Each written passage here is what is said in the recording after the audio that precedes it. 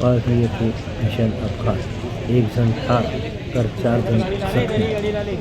पारधी तालुका जामनेर येथे भीषण अपघातात 4 चाकी चहाच्या टपरीत घुसल्याने एकाचा मृत्यू झाल्याची घटना घडली असून राष्ट्रीय महामार्ग 5 तास बंद होता.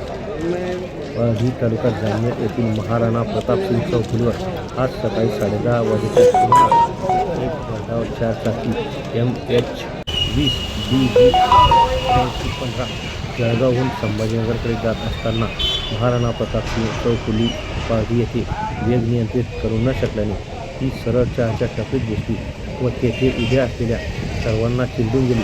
यामध्ये 5 जण जखमी झाले होते. त्यातील एकाचा दवाखान्यात मृत्यू झाल्याची घटना घडली. यातील एकाचा दवाखान्यात उपचारादरम्यान मृत्यू झाला. मयत तरुणाचे नाव उत्तम भीमसिंग परदेशी वय 46 असे आहे. दरम्यान गेल्या 3 महिन्यापूर्वीही या ठिकाणी एक ट्रक दुकानात घुसल्याने मोठा अपघात झाला होता. सुदैवाने त्यावेळेस कोणतीही जीवितहानी झाली नाही, परंतु वारंवार अशा घटना होत असल्याने येथील गावकरी मंडळी व नातेवाईक संतप्त झाले.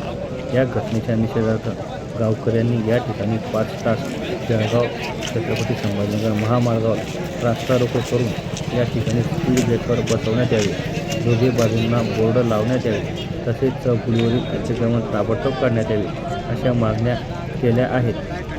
जोपर्यंत या मागण्या मंजूर होत नाहीत तोपर्यंत रास्ता रोको सुरू राहील असे आग्रह धरल्याने राष्ट्रीय महामार्ग अभियंता यांनी गावकऱ्यांच्या मागण्या मान्य करून आंदोलन मागे घेण्याचे आवाहन केले.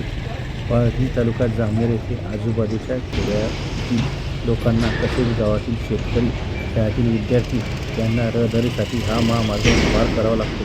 त्यामुळे या ठिकाणी मोठ्या प्रमाणात वाहतूक कोंडी होत असते. यावेळी तहसीलदार नानासाहेब आगळे यांनी घटनास्थळी भेट दिली. तसेच पौर पोलीस स्टेशनचे प्रमोद कोथरे व पौर पोलिसांनी चोख बंदोबस्त केला. श्री रवींद्र लाठे, RL न्यूज, पौर तालुका जामनेर, जिल्हा जळगाव.